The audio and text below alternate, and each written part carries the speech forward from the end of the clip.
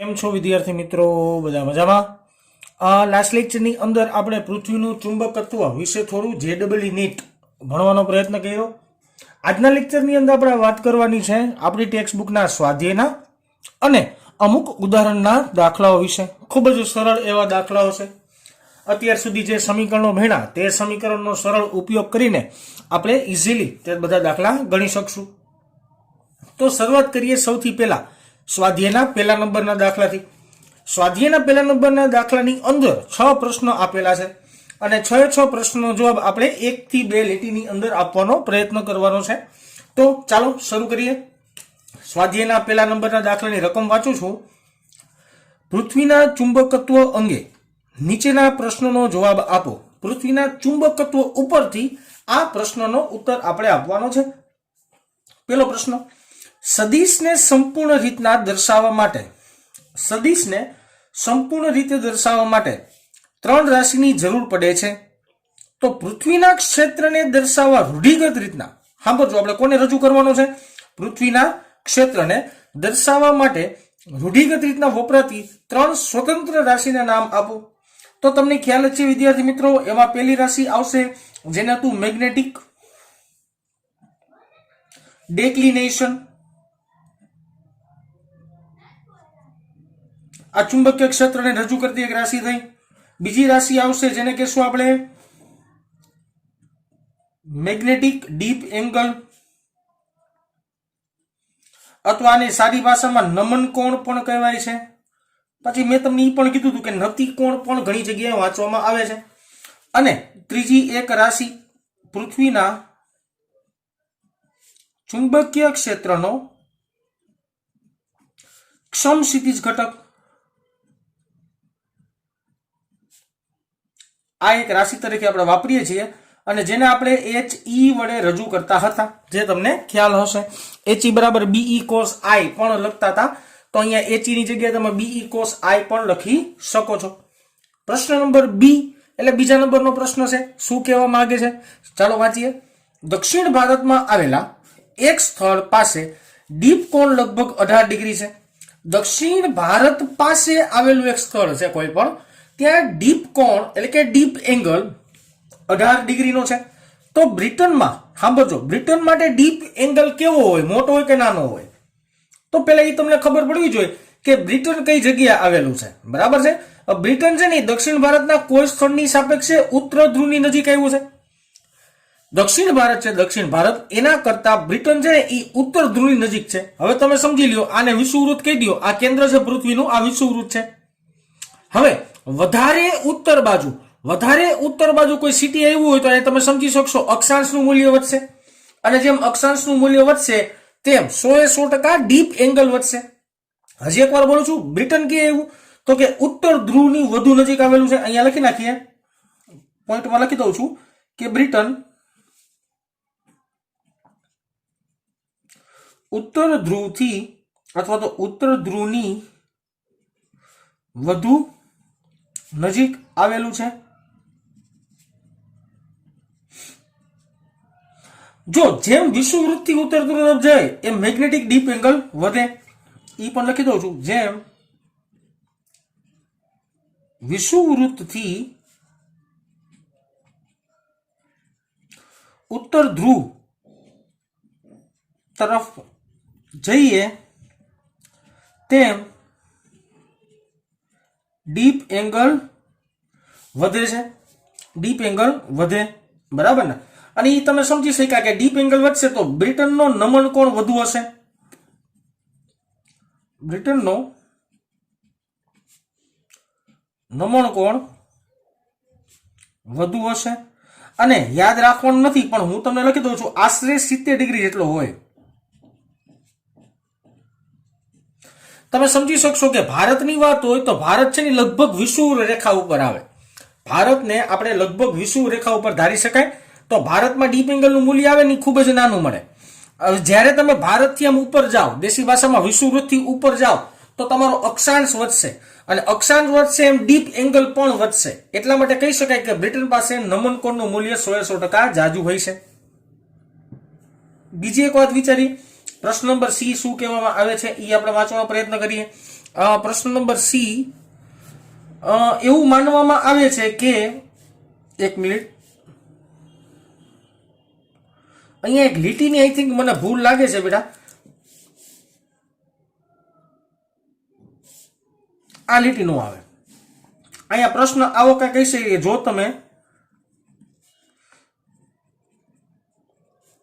ઓસ્ટ્રેલિયાના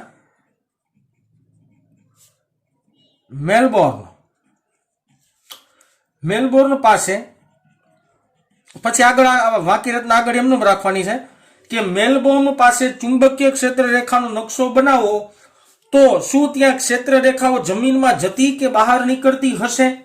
હવે નિરાતે વિચારવાનું છે. પ્રશ્ન લખવામાં મારી ભૂલ છે બેટા.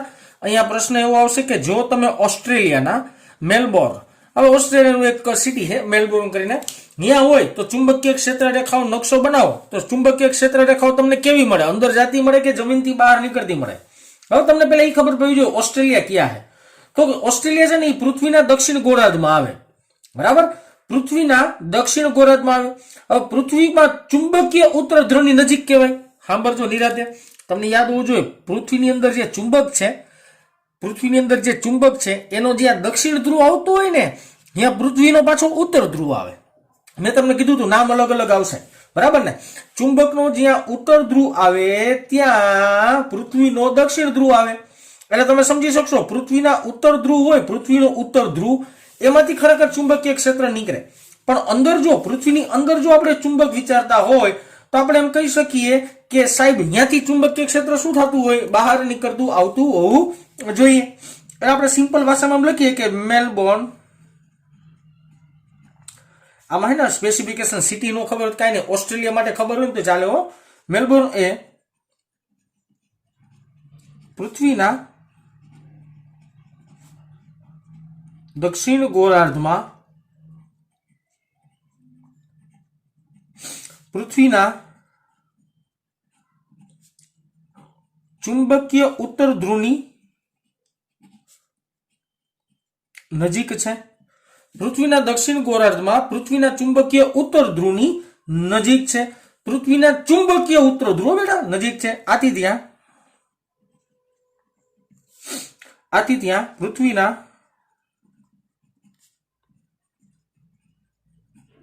ચુંબકીય ક્ષેત્રની રેખાઓ જમીનમાંથી બહાર આવતી જણાશે. સિમ્પલ આકૃતિની અંદર તમને દર્શાવો ને બેટા એટલે તમને સરખું મગજમાં ઉતરી જાય કે આ છે ઈ ભૌગોલિક ઉત્તર થાય, આ છે ભૌગોલિક દક્ષિણ થાય. અંદર ચુંબક આવી રીતના રહેલો છે, અંદર ચુંબક આવી રીતના છે. બરાબર. હવે જો આ ચુંબકની વાત કરો ને ચુંબકનો, તો ચુંબકનો અહીંયા સાઉથ આવે, ચુંબકનો અહીંયા શું આવે? સાઉથ આવે. બરાબર. અને ચુંબકનો અહીંયા શું આવે ખબર? નોર્થ આવે. હવે જો ચુંબકના નોર્થમાંથી ક્ષેત્ર રેખા નીકળે એટલે ચુંબકના સાઉથમાં ક્ષેત્ર રેખા જાય. બરાબર. ચુંબકના નોર્થમાંથી ક્ષેત્ર રેખા નીકળે ને ચુંબકના સાઉથમાં ક્ષેત્ર રેખા જાય. આવું આપણી પાસે નોલેજ છે. આટલી વસ્તુ ક્લિયર થઈ ગઈ પહેલા તો? ઓકે. હવે તમે નિરાતે વિચારો કે ચુંબકીય ઉત્તર ધ્રુવની નજીક છે. ચુંબકીય ઉત્તર ધ્રુવ આ થયો બેટા. એટલે અહીંયા ક્યાંક ઓસ્ટ્રેલિયા આવ્યું હોય, ઓસ્ટ્રેલિયા ને અહીંયા ક્યાંક આવ્યું હોય અને ઓસ્ટ્રેલિયામાંથી ક્ષેત્ર રેખા શું થતી હોય? બહાર નીકળતી હોય તમને લાગે. યાદ રાખજો બેટા, આને ઉત્તર ને દક્ષિણ પણ ભૌગોલિક. હવે ચુંબકીય ઉત્તર ને અહીંયા ચુંબકીય દક્ષિણ કહેવાય. પણ આ જે ચુંબક માટે અહીંયા સાઉથ આવે ને નોર્થ આવે, દક્ષિણ ઉપર આવે ને નોર્થ, ઉત્તર નીચે આવે. જે આપણે આકૃતિની અંદર સ્પેસિફિકેશનમાં વાત લીધેલી હશે ને તમને ખ્યાલ હશે. ત્યારબાદ ડી ક્વેશ્ચન વાંચીએ. ભૂચુંબકીય ઉત્તર કે દક્ષિણ, ભૂચુંબક એટલે કે કાયદેસર જે ઉત્તર દક્ષિણ છે એ. ઓકે. ભૂચુંબકીય ઉત્તર કે દક્ષિણ ધ્રુવ પર ઉધ્વ સમતલમાં મુક્ત રીતના ફરી શકતી ચુંબકીય સોય રાખીએ તો કઈ દિશામાં રહેશે? સિમ્પલ વસ્તુ છે કે ભૂચુંબકીય ઉત્તર અને દક્ષિણના ઉધ્વ સમતલમાં એટલે ઊભી. બરાબર. ઉત્તર દક્ષિણને કાપતું ઊભું સમતલ, એમાં ચુંબકીય સોય રાખો તો ચુંબકીય સોય આવી રીતના લંબ રહે. ચુંબકીય સોયમાં કેવી રીતના રહેવી જોઈએ? 100% લંબ રૂપે રહેવી જોઈએ. ઓકે. તો સિમ્પલ કહી શકાય કે ભૂચુંબકીય उत्तर ध्रुव के दक्षिण ध्रुव पर ચુંબકીય ક્ષેત્ર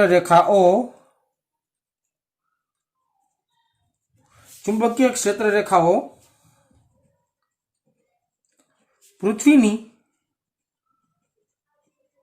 સપાટીને લંબરૂપે હોય છે. એટલે કે ત્યાં પૃથ્વીનો ચુંબકીય ક્ષેત્રનો જે સમક્ષિતિજ ઘટક હોય ને, આ જગ્યાએ પૃથ્વીના ક્ષેત્રનો સમક્ષિતિજ ઘટક એ શું 100% શું આવતું હોય? મુક્ત રીતના શૂન્ય આવે. આ સ્થળો સિવાય જો સમક્ષિતિજ સમતલ, આ કેના જેવી વાત છે ખબર? તમે ઓલું જોયું ને હોકાય યંત્ર, બરાબર? હોકાય યંત્ર માટે સિમ્પલ સમજાવ. હોકાય યંત્ર આવી રીતના હોય અને સોય આમ આવી રીતના હોય, આવી રીતના આડી, બરાબર? હવે આ હોકાય યંત્રને તમે આમ કરી નાખો અને કઈ જગ્યાએ કરો તો કે પૃથ્વીનું જે ઉત્તર દક્ષિણનું જે સમતલ આવે ને એમ, તો અહીંયા છે ને જે ચુંબકીય સોય હોકાય યંત્રની અંદરની ગોઠવાશે ને આમ ગોઠવાશે, બરાબર? સોય આવી રીતના ગોઠવાય. અહીંયા આવું ગોઠવાનું કારણ શું બેટા? તો કે ઈ જગ્યાએ સમક્ષિતિજ ઘટક શું આવે? શૂન્ય આવે. આમ લખી નાખીએ કે ત્યાં પૃથ્વીના ચુંબકીય ક્ષેત્રનો સમક્ષિતિજ ઘટક શૂન્ય આવે. બીજી એક વાત તમારે આમાં લખી શકાય કે તમે છે ને હોકાય યંત્રને આવી રીતના ઊભું રાખો છો, ચુંબકીય સોય હોકાય યંત્ર પકડી લેવાનું સમજાય. હોકાય યંત્રને આમ રાખો તો આમ, એટલે કે અહીંયા આવી રીતના સોય હોય એવી રીતના હોકાય યંત્ર તમે રાખો તો પછી ચુંબકીય સોય ગમે ત્યાં સ્ટેબલ થાય, એનું નક્કી કહી શકાય નહીં. તો આમ લખીએ કે જો સોયને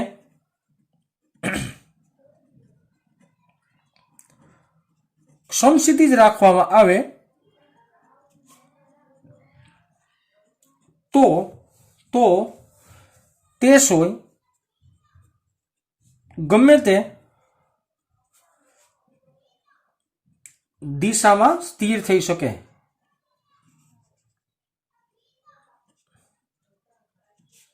ગમે દિશામાં સ્થિર થઈ જાય, બરાબર ને? એમાં એવું ન કહી શકે કે કઈ દિશામાં સ્થિર થાય, ગમે દિશામાં સ્થિર થાય. પ્રશ્ન નંબર ઈ પ્રશ્ન છે. આ અહીંયા થોડીક ચેકચાક છે પણ અહીંયા આપણે ઈ કરી નાખીએ. ઈ પ્રશ્ન છે. એવું માનવામાં આવે છે કે પૃથ્વીના ચુંબકીય ક્ષેત્ર તેના કેન્દ્ર પર મૂકેલા 8×1022 જૂલ પ્રતિ ટેસ્લા એલા મોમેન્ટનું મૂલ્ય આપ્યું, જેટલી મેગ્નેટિક મોમેન્ટ ધરાવતા ડાયપોલ વડે મળતા ક્ષેત્ર જેટલું જ છે. આ સંખ્યાના માપક્રમની કોઈ રીતના ખરાઈ કરો. તો પહેલા તો મારે એ સમજાવવું પડે તમને કે જે ચુંબક છે, ચુંબક એની મેગ્નેટિક મોમેન્ટ છે, એની મેગ્નેટિક મોમેન્ટ એ આટલી છે. હવે મારે ચુંબકીય ક્ષેત્ર શોધવું છે. તો ચુંબકીય ક્ષેત્ર ક્યાં ગોતાય ખબર? વિષુવવૃત્ત માટે ગોતાય.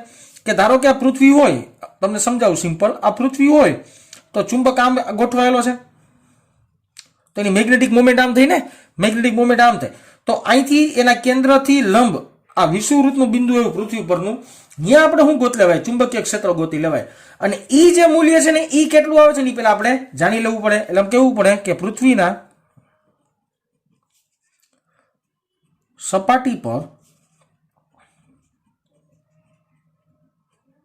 ચુંબકીય વિષુવવૃત્તના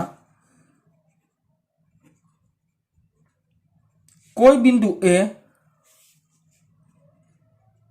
ચુંબકીય ક્ષેત્ર, તેનું સમીકરણ છે B બરાબર μ0m બાય 4 ડી કઈ હગાય આર કઈ હગાય આર નો ઘન.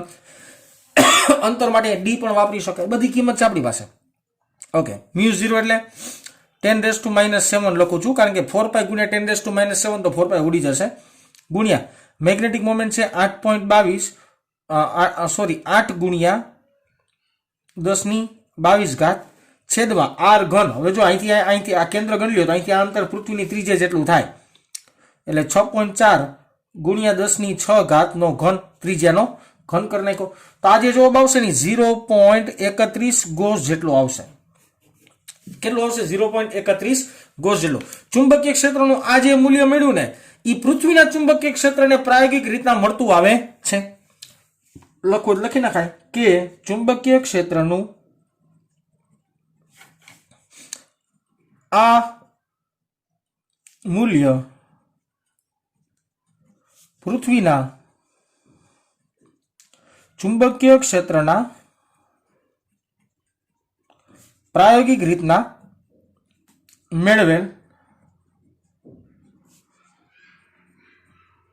મૂલ્ય સાથે મળતું આવે છે। આ થયો ઈ ક્વેશ્ચન। લાસ્ટ ક્વેશ્ચન છે એફ ક્વેશ્ચન, બહુ સહેલો। ભૂવિજ્ઞાનિકોએ દર્શાવે છે કે મુખ્ય ચુંબકીય નોર્થ અને સાઉથ ધ્રુવો સિવાય પૃથ્વીની સપાટી પર જુદી જુદી દિશામાં રહેલા બધા જ સ્થાનિક ધ્રુવ પણ અસ્તિત્વ, એટલે ટૂંકમાં પૃથ્વીની સપાટી પર તમે જે આપણે ચુંબક વિચારતા હતા, ચુંબક, આ ચુંબકનો નોર્થ અને સાઉથ એટલે કે આ ધ્રુવો સિવાય પૃથ્વીની સપાટી પર જુદી જુદી દિશામાં રહેલા બીજા બધા સ્થાનિક ધ્રુવો પણ અસ્તિત્વ ધરાવે છે। તો આ વાત સાચી છે કે ખોટી? તો વિદ્યાર્થી મિત્રો, આ વાત આપણે સાચી કેવી પડે? હવે એનું કારણ છે। એનું કારણ શું છે? તો કે સાહેબ, પૃથ્વી પર છે ને ઘણી બધી જગ્યાએ ચુંબકીય ખનિજો પુષ્કળ પ્રમાણમાં છે। જો હોકાયંત્રને હે ને ચુંબકીય સોયના ધ્રુવતલથી થોડોક વિચલિત કરશે, એટલે આપણે એવું કહી શકીએ કે જો તમે અલગ અલગ જગ્યાએ તમારી ચુંબકીય સોયને ગોઠવો ને, બરાબર, તો ઈ અલગ અલગ જગ્યાએ ખનિજોના પરિભ્રમણને કારણે અલગ અલગ ધ્રુવ પણ દર્શાવી શકે। એટલે આપણે એવું સિમ્પલ લખી શકાય કે પૃથ્વી પર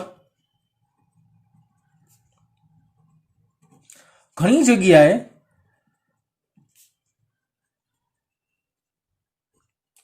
ચુંબકીય ખનિજો પુષ્કળ પ્રમાણમાં હોય છે, જે હોકાયંત્રની સોય ને ચુંબકીય ધ્રુવતલમાંથી વિચલિત કરે છે।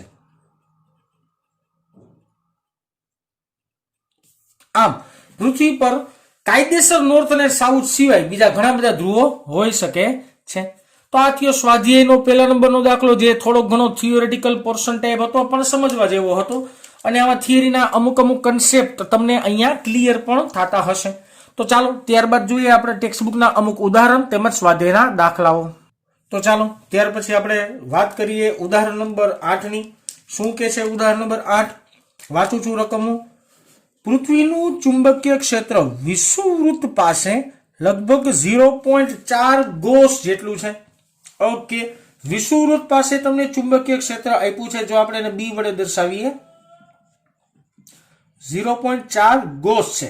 આને મારે ટેસ્લામાં કન્વર્ટ કરવું પડે બેટા, તો ટેસ્લામાં કન્વર્ટ કરીને થઈ જશે 4 ગુણ્યા 10⁻⁵ ટેસ્લા। તો પૃથ્વીની દ્વિધ્રુવી ચાક માત્રા શોધો। ઓકે, દ્વિધ્રુવી ચાક માત્રા દેશી ભાષામાં ડાયપોલ મોમેન્ટ આપણે શોધવાનું છે। શું શોધવાનું છે? Dipole moment. ઓકે, સમીકરણ વાપરીએ। વિષુવવૃત્ત પાસે ચુંબકીય ક્ષેત્ર, વિષુવવૃત્ત પાસે તમે ચુંબકીય ક્ષેત્રનું સમીકરણ બનાવો, એટલે એ સમીકરણ આવું કંઈક થાય કે B = μ0/4π 2m ના છેદમાં 2m ના છેદમાં r ઘન। 2m ના છેદમાં શું થઈ જશે? r ઘન થઈ જશે, બરાબર ને? ઓકે, સરસ। ચાલો તો આનું સાદરૂપ આપવા માટે આ સમીકરણમાંથી આપણે m ને સૂત્રનો કર્તા બનાવી દઈએ, સિમ્પલ, બરાબર ને? m ને સૂત્રનો કર્તા તરીકે લઈ લઈએ આપણે, અથવા તો એમનમ કિંમત મૂકી તો મૂકી શકાય, પણ આપણે m ને સૂત્રનો કર્તા બનાવો તો જો b એમનમ, પછી અહીંયા 4π આવશે, ગુણ્યા 4π આવશે, ગુણ્યા અહીંયા r નો ઘન આવશે, ના છેદમાં અહીંયા m μ0 નીચે આવશે, અને અહીંયા નીચે આવશે પાછો m, સોરી, ઓકે, μ0 એમને સૂત્રણ કરતા બનાવ્યો તો 4π r² અહીંયા μ0 નીચે, μ0 એક જ નીચે આવશે બેટા। સમીકરણમાં 2 નું આવે, ભૂલી ગયું, અક્ષ ઉપર હોય તો 2 આવશે, બાકી આ સમીકરણમાં 2 નહીં આવે। હમણાં આગલા દાખલામાં જ આપણે જોયું। હાલો m ની કિંમત મૂકો જી, ચુંબકીય ક્ષેત્રની કિંમત 4 ગુણ્યા 10⁻⁵। ઓકે, 4π એમનો રાખીએ છીએ, એમાં કાંઈ નથી કરતા, એને ગુણ્યા r નો ઘન એટલે કે 6.4 ગુણ્યા 10⁶ એનો ઘન, ના છેદમાં μ0 ની કિંમત 4π ગુણ્યા 10⁻⁷, એટલે 4π ઉડી ગયા, તો m = તમને જવાબ મળે 1.05 ગુણ્યા 10⁻23 એમ્પિયર મીટર સ્ક્વેર। જૂલ પ્રતિ ટેસ્લા પાણું એકમ જ છે બેટા, પણ આપણે એમ્પિયર મીટર સ્ક્વેર કહી શકાય, બરાબર ને? ઓકે, હવે તમે આ આન્સર તમને જે આવ્યો એ મળ્યો ડાયપોલ મોમેન્ટનો, એટલે કે દ્વિધ્રુવી ચાક માત્રાનો। અહીંયા સમીકરણમાં 2 નહીં આવે બેટા, ખાસ ધ્યાન આપજો. હા, અક્ષ ઉપર હોય ને, અક્ષ ઉપર તો 2 આવશે, બાકી 2 નહીં આવે. હવે આપણે વાત કરી ઉદાહરણ નંબર 9 ની. શું કહે છે વાક્ય રચના જોઈએ. કોઈ સ્થાનના ચુંબકીય ધ્રુવતલમાં પૃથ્વીનો ચુંબકીય ક્ષેત્રનો સમક્ષિતિજ ઘટક 0.26 ટેસ્લા છે. ઓકે, સમક્ષિતિજ ઘટક એટલે કે આપણે HE વડે દર્શાવીએ, જેનું મૂલ્ય આપ્યું છે 0.26 ગોસ, સોરી ટેસ્લાની ગોસ આપવામાં આવેલું છે. અને નમન કોણ 60 ડિગ્રી છે. નમન કોણ એટલે આપણે I વડે દર્શાવીએ છીએ, તો E આપ્યો છે તમને 60 ડિગ્રી, બરાબર ને. તો આ સ્થળે પૃથ્વીનું ચુંબકીય ક્ષેત્ર કેટલું હોય છે? ઓકે, પૃથ્વીનું ચુંબકીય ક્ષેત્ર મારે શોધવાનું છે. યાદ કરો વિદ્યાર્થી મિત્રો, મારી પાસે સમીકરણ છે સમક્ષિતિજ ઘટક માટે HE બરાબર BE cos થીટા. આમાં BE ને સૂત્રનો કરતા બનાવી લેવાનો ભાઈ. BE ને સૂત્રનો કરતા બનાવો એટલે HE ના છેદમાં cos થીટા. BE એમ નમ. HE નું મૂલ્ય આપ્યું છે 0.26 ગોસ એમ નમ રાખીએ છીએ, અને cos 60 degree. Okay, cos 60 degree, cos 60 એટલે 1/2 થાય. તો BE બરાબર 0.26 ગુણ્યા 2, cos 60 બરાબર 1/2 થાય. છેદનો છેદ મેં અંશમાં લઈ લીધો, 0.52 ગોસ. આ આવી ગયો તમારો ફાઇનલ આન્સર, બરાબર. તો આ દાખલો થયો ઉદાહરણ નંબર 9. હજી આપણે સ્વાધ્યાયના અમુક દાખલા જોશું. સ્વાધ્યાયના 10મા દાખલા તરફ આગળ વધીએ. પ્રશ્ન બહુ મોટો છે પણ એટલો જ દાખલો નાનો છે. મેગ્નેટિક મેરિડિયનને સમાંતર ઉર્ધ્વ સમતલમાં મૂકીને ભ્રમણ કરી શકે તેવી ચુંબકીય ક્ષોયની અણી સમસ્થિતિ સાથે નીચે તરફ 22 ડિગ્રીનો કોણ બનાવે છે. હવે જો સમસ્થિતિ સાથે નીચે તરફ અને ઈ કોણ ચુંબકીય ક્ષોય એ સમસ્થિતિ સાથે 22 ડિગ્રીનો ખૂણો બનાવે છે. હવે સમસ્થિતિ સાથે બનતો ખૂણો હોય એટલે ઈ આય જ થાય. આ મેગ્નેટિક મેરિડિયન વિચારો. મેગ્નેટિક મેરિડિયન રકમમાં કહી દીધું છે, તો મેગ્નેટિક મેરિડિયન વિચારો જી.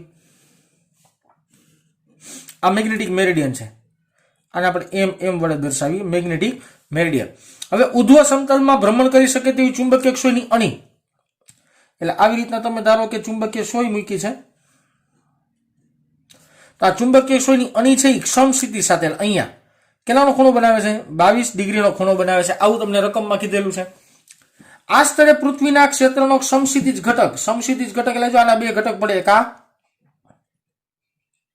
અને એક પડે આ, HE ને ZE, બરાબર. તો એમાં સમસ્થિતિજ ઘટક એટલે HE રકમમાં આપવામાં આવેલો છે 0.35 ગોસ. તો આ સ્થળે પૃથ્વીના ચુંબકીય ક્ષેત્રનું માન B. હમણાં આગળ જે સમીકરણ વાપર્યું એ જ સમીકરણ બેઠે બેઠું લેવાનું થાય, કાંઈ નવું કરવાનું થાય નહીં. ઓકે, આવું સમીકરણ હતું આપણી પાસે. HE બરાબર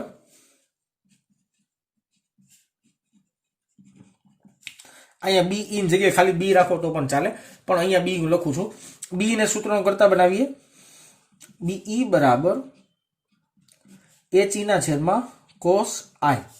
હવે જોજો HE બરાબર 0.35 ગોસ છે, છેદમાં cos I એટલે મૂકી દઈએ cos 22 ડિગ્રી. હવે cos 22 ડિગ્રીની વેલ્યુશન આપણે ડાયરેક્ટ મળવાની નથી, તો આને મારે સાઇનમાં કન્વર્ટ કરવો પડે ને. 0.35 ના છેદમાં cos 22 એટલે સાઇન થવા જોઈએ 90 નો સરવાળો એટલે 8 અને બીજા 60 68. આ ખબર પડે ને ભાઈ. cos થીટા બરાબર 19 માઇનસ થીટા એટલે sin થીટા થઈ જાય. sin 19 minus theta, sin 19 minus theta એટલે cos થીટા થાય, બરાબર. ઓકે, આમ નો લખાય ખરેખર તો, પણ આ તો હું બોલવામાં બોલી ગયો એમનો. cos થીટા બરાબર sin 19 માઇનસ થીટા થાય. 90 માંથી cos નો જે ખૂણો 22 બાદ કરી નાખો ને તો એ આખું કન્વર્જેશન sin માં આવી જાય, તો sin 68 ડિગ્રી મળે. હવે કિંમત તમે ગોતશો ને એટલે 0.35 અને sin 68 ડિગ્રી તમે લોગ ટેબલમાં જોજો એટલે 0.9272 આવશે. આ બેનો ભાગાકાર કરશો એટલે જવાબ આવી જશે 0.38 ગોસ જેવો જવાબ આવશે. કારણ કે આપણે HE ગોસમાં રાખ્યું તો BE તમને કેમાં મળે ભાઈ? ગોસમાં મળવાનું હોય, બરાબર. તો આ સિમ્પલ થયો તમારો દાખલો, ખૂબ જ સરળ ને સિમ્પલ. આગળ વાત કરીએ સ્વાધ્યાયના 11મા દાખલા તરફ જાય. આમાં પણ એવું જ છે બેટા કે જેવડી મોટી રકમ છે એનાથી નાનો તો દાખલો છે. આ સૂત્ર છે બેટા, સૂત્ર યાદ રાખજો. જો કે આપણે 11th ની અંદર એકાદ બે જગ્યાએ તરંગો દોરોના ચેપ્ટરમાં ક્યાંક ને ક્યાંક આ સમીકરણ આપણે લીધેલું છે, પણ છતાંય જેને ભૂલાઈ ગયું એના માટેની વાત છે. આફ્રિકામાં કોઈ સ્થળે ચુંબકીય કંપાસ ભૌગોલિક ઉત્તરથી 12 ડિગ્રી પશ્ચિમ તરફ દર્શાવે છે. ઓકે, પેલા તો છે ને તમને એ નહીં સમજાય, આ વાક્ય રચના છે સાવ સહેલી.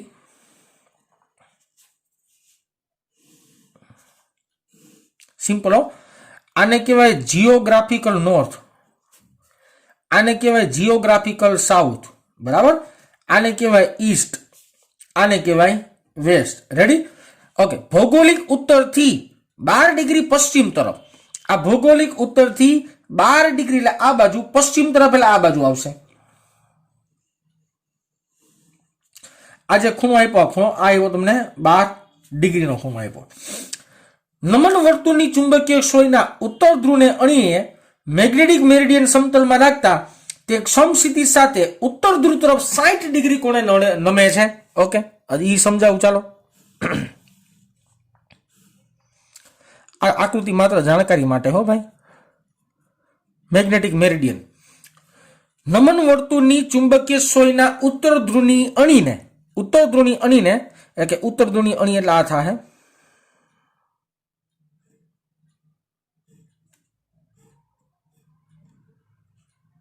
આ ચુંબકીય સોય થઈ. ઉત્તર ધ્રુવની અણીને મેગ્નેટિક મેરિડિયનના સમતલમાં રાખતા તે એક સમક્ષિતિજ સાથે ઉત્તર તરફ 60 ડિગ્રીનો અહીંયા આ 60 ડિગ્રીનો કોણ બનાવે છે. તો પૃથ્વીના ક્ષેત્રનો સમક્ષિતિજ ઘટક આ સ્થળે, એટલે આ બંનેનો સમક્ષિતિજ ઘટક HE, જેનું મૂલ્ય આપ્યું છે 0.16 ગોસ. તો ચુંબકીય ક્ષેત્રની દિશાને મૂલ્ય શોધવાનું છે. જો દિશા સમજી શકાય, સિમ્પલ. દિશા કેમ સમજી શકાય કે ભાઈ જીઓગ્રાફિકલ નોર્થ થી 12 ડિગ્રી વેસ્ટ બાજુ આ દિશા થઈ ગઈ. જીઓગ્રાફિકલ નોર્થ થી 12 ડિગ્રી વેસ્ટ બાજુ, અથવા તો મેગ્નેટિક મેરિડિયનની અંદર HE ની 60 ડિગ્રીએ, મેગ્નેટિક મેરિડિયનની અંદર HE ની 60 ડિગ્રીએ દિશા મળે. એટલે દિશા તો જો કે રકમમાં જ આપી દીધી છે. મારે ચુંબકીય ક્ષેત્રનું મૂલ્ય શોધવાનું છે. તો વળી પાછું બાજુમાં સમીકરણ વાપરી કોપી મારવાનું છે. HE બરાબર BE cos I. BE ને આપણે સૂત્રનો કરતા બનાવીએ તો HE ના છેદમાં cos I. HE નું મૂલ્ય આપ્યું છે, મને કેટલું આપ્યું છે HE નું મૂલ્ય? તો કે 0.16. cos I એટલે cos 60 ડિગ્રી છે ભાઈ. cos 60 એટલે 1/2 થાય, છેદમાં છેદનો છેદ અંશમાં, એટલે 0.16 એને ગુણ્યા 2 એટલે 0.32 ગોસનું ચુંબકીય ક્ષેત્ર મળે. કેટલું ચુંબકીય ક્ષેત્ર મળે? 0.32 ગોસ. પ્રશ્નમાં દિશા શોધવાનું કીધું છે એટલે મારે દિશા લખવું પડે કે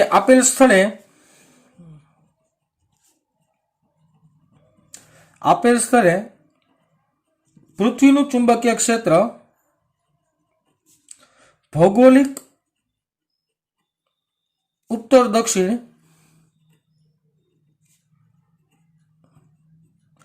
દક્ષિણ દિશા સાથે પશ્ચિમ તરફ 12 ડિગ્રીનો ખૂણો બનાવતા શિરોલંબ સમતલમાં હશે.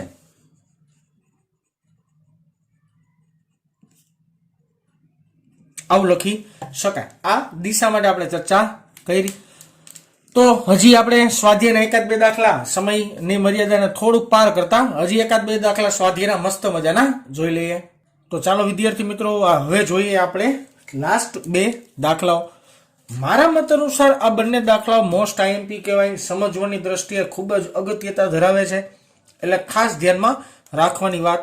હું જે સમજાવું છું આગળ જતા થિયોરેટિકલ પોર્શનમાં કામમાં આવશે, એટલે અહીંયા થોડું ધ્યાન આપજો તો આગળ જતા સહેલું બનશે તમારા માટે ભણવું. સમક્ષિતિજ સમતલમાં મૂકેલા એક નાના ગજિયા ચુંબકની અક્ષ ચુંબકીય ઉત્તર દક્ષિણ દિશા સાથે એક રેખસ્થ છે. આ ચુંબકીય ઉત્તરમાંથી ક્ષેત્ર રેખા નીકળવી જોઈએ, દક્ષિણમાં ક્ષેત્ર રેખા જવી જોઈએ. એટલે આ ઉત્તર દક્ષિણ દિશામાં આ જે ગજિયો ચુંબક છે એ એક રેખસ્થ મૂકવામાં આવેલો છે. 2 ડાયમેન્શન જ આકૃતિ છે, 2 ડાયમેન્શન જ વિચારવાની છે. ચુંબકની અક્ષ પર તેના કેન્દ્રથી 14 સેન્ટીમીટરના અંતરે તટસ્થ બિંદુઓ મળે છે. આ થયું સાહેબ ચુંબકની અક્ષ પર એના કેન્દ્રથી, ચુંબકના કેન્દ્રથી તેની અક્ષ પર એને આપણે R વડે દર્શાવીએ 14 સેન્ટીમીટરના અંતરે, આથી 14 સેન્ટીમીટરના અંતરે રહેલું બિંદુ P, આ જગ્યાએ તટસ્થ બિંદુ મળે છે. તટસ્થ બિંદુ એટલે શું સમજાવીશ હમણાં. આ સ્થળે પૃથ્વીનું ચુંબકીય ક્ષેત્ર 0.36 ગોસ છે. આ જગ્યાએ પૃથ્વીનું ચુંબકીય ક્ષેત્ર એટલે બી બરાબર 0.36 ગોસ છે. અને ડીપ એંગલ શૂન્ય છે. ડીપ એંગલ એ શૂન્ય છે. ડીપ એંગલ શૂન્ય એટલે કે આઈ બરાબર શૂન્ય થઈ ગયું ભાઈ છે. તો ચુંબકના કેન્દ્રથી તેના લંબ દ્વિભાજક પર આટલા જ અંતરે ચુંબકીય ક્ષેત્રનું મૂલ્ય કેટલું હોય છે ઈ ગોતી આપણે 2 મિનિટમાં ગોતી. આ નીકળી 2 લીટી પાછી વાંચીશ બરાબર. મેં અડધી મૂકી દીધી જેમ ફાવે એમ. હમણાં તમને પાછી સમજાવો. હવે પેલા મને નિરાતે સમજાવો કે આ બિંદુ છે ને તટસ્થ બિંદુ છે એવું રકમમાં કીધું છે. ચુંબકના અક્ષથી 14 સેન્ટીમીટરના અંતરે તટસ્થ બિંદુ મળે છે. તો ચુંબક હોય ચુંબક એનો આ છેડો છે ને નોર્થ થાય અને આ છેડો સાઉથ થાય. મનમાં ઘણા પ્રશ્નો થાય કેમ, તો જો સમજાવું, સિમ્પલ સમજાવ, ધ્યાન આપજો, ખાસ સમજજો. ઓકે, મારી વાતને નિરાતે સમજવાનો પ્રયત્ન કરજો. ઓકે, આ જે 12 ચુંબકીય ક્ષેત્ર દર્શાવ્યું છે ને દિશા, 12 જે ચુંબકીય ક્ષેત્ર દર્શાવ્યું છે ને દિશા આ રેડી. ઓકે સરસ. આને આપણે કહી દઈએ પૃથ્વીનો સમક્ષિતિજ ઘટક વડે દર્શાવી દઈએ. તો આને કહી દઈએ આપણે ધારો કે H. આને H કહી દઈએ. આ છે બાહ્ય ચુંબકીય ક્ષેત્ર જે આ દિશાનું છે, જે આકૃતિમાં એરા માટે દર્શાવેલું છે. જો એ નોર્થ મૂકું ને તો જ પૃથ્વીની ચુંબકનું શું હોય, નોર્થમાંથી ક્ષેત્ર રેખા નીકળે ને સાઉથમાં જાય. જો એ નોર્થ મૂકું ને તો નોર્થનું ક્ષેત્ર આમ મળે, નોર્થનું ક્ષેત્ર આમ મળે. તો H એટલે કે બાહ્ય ચુંબકીય ક્ષેત્ર અને આ લીટો એટલે કે ચુંબકનું ચુંબકીય ક્ષેત્ર બે એક જ દિશામાં ન આવે અને વિરુદ્ધ દિશામાં આવે, આવી રીતના સામસામે આવે તો આ બિંદુ એ તટસ્થ બિંદુ મળે.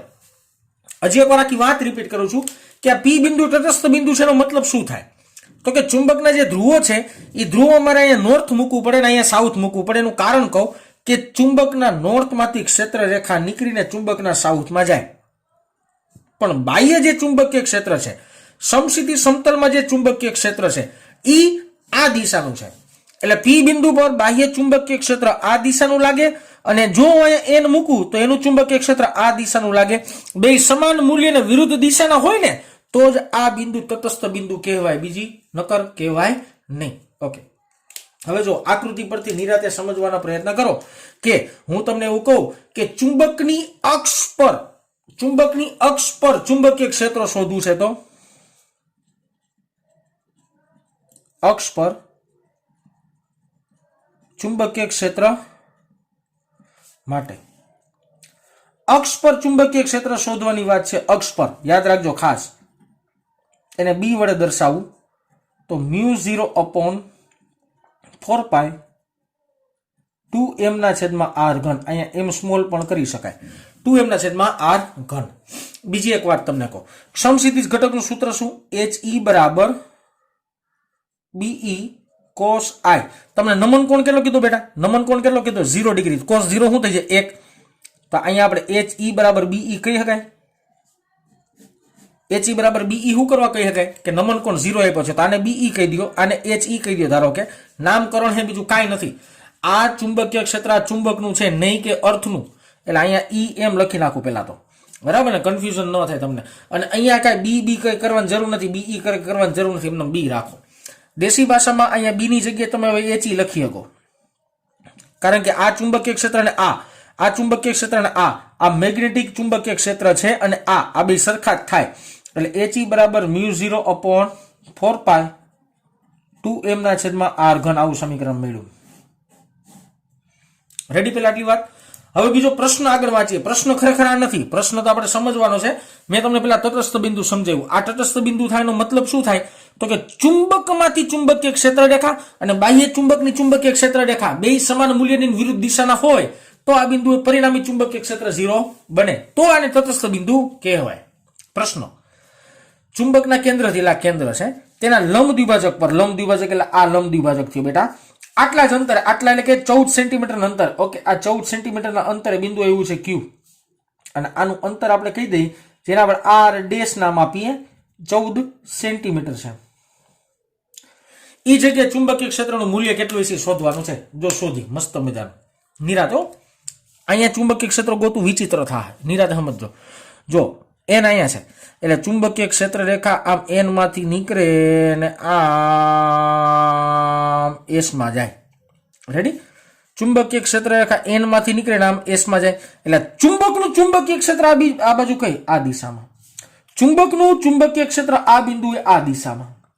બરાબર? એને આપણે બી એમ કહી દઈએ, મેગ્નેટિક ક્ષેત્ર. બરાબર? બી એમ કહી દે આ બાજુ. ઓકે, હવે જો ચુંબકીય ક્ષેત્ર જે બાહ્ય છે એ કઈ દિશામાં છે? આ દિશામાં છે. બાહ્ય ચુંબકીય ક્ષેત્ર આ દિશામાં, તો એચ ઈ કઈ દિશામાં થયું? એક જ દિશામાં થયું ને. તો આ બેનો સરવાળો કરો તો તમને ક્યુ પાસેનું શું મળી જાય? ચુંબકીય ક્ષેત્ર મળી જાય. ઓકે, તો હવે આપણે વાત કરીએ વિદ્યાર્થી મિત્રો, આખું થિયોરેટિકલ પોર્શનમાં લખીએ કે વિષુવ રેખા પર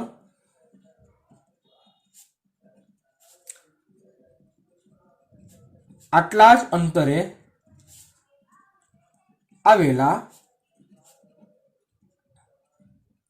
ક્યુ બિંદુએ પૃથ્વીનું ચુંબકીય ક્ષેત્ર અને ચુંબક વડે ઉદ્ભવતું ચુંબકીય ક્ષેત્ર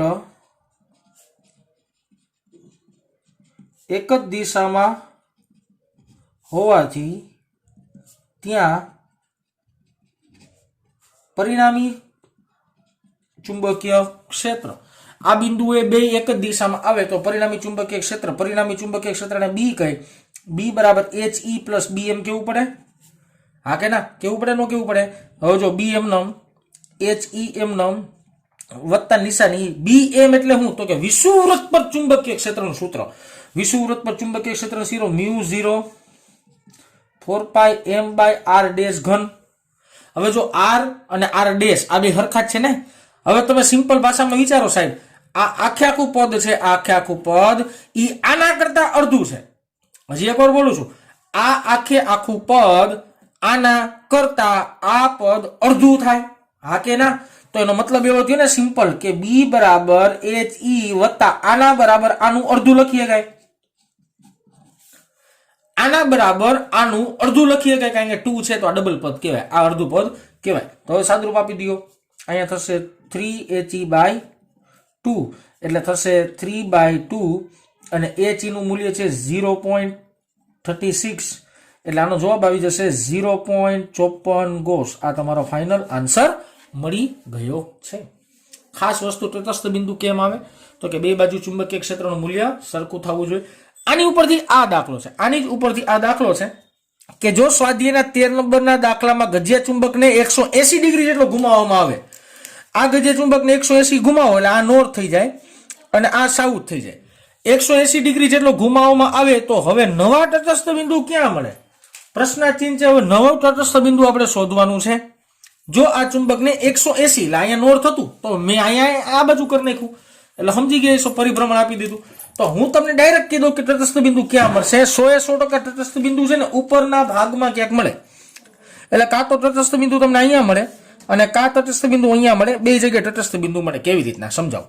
જો બાહ્ય ચુંબકીય ક્ષેત્ર અહીંયા આ દિશામાં, બાહ્ય ચુંબકીય ક્ષેત્ર અહીંયા આ દિશામાં.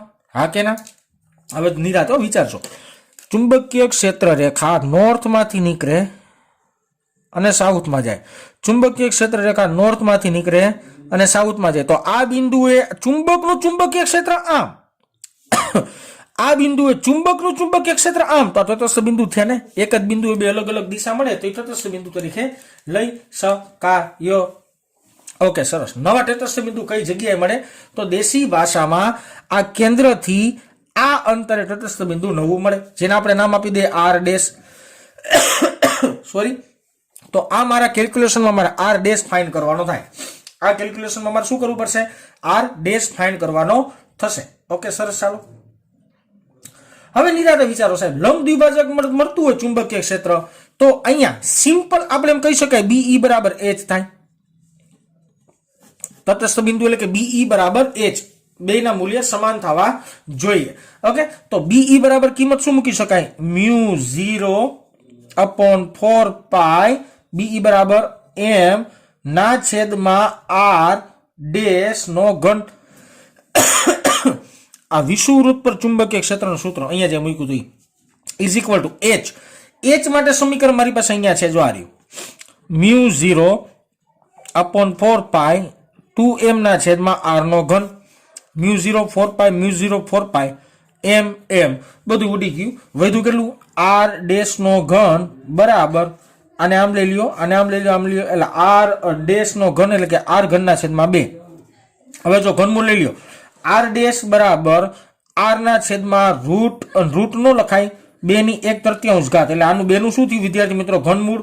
તો r ડેશ બરાબર સાહેબ r નું મૂલ્ય કેટલું છે, r નું મૂલ્ય 14 સેન્ટીમીટર હતું જે તમને ખ્યાલ છે, અને 2 નું ઘનમૂળ નીકળશે 1.26, તો આનો જવાબ આવશે 11.1 સેન્ટીમીટર.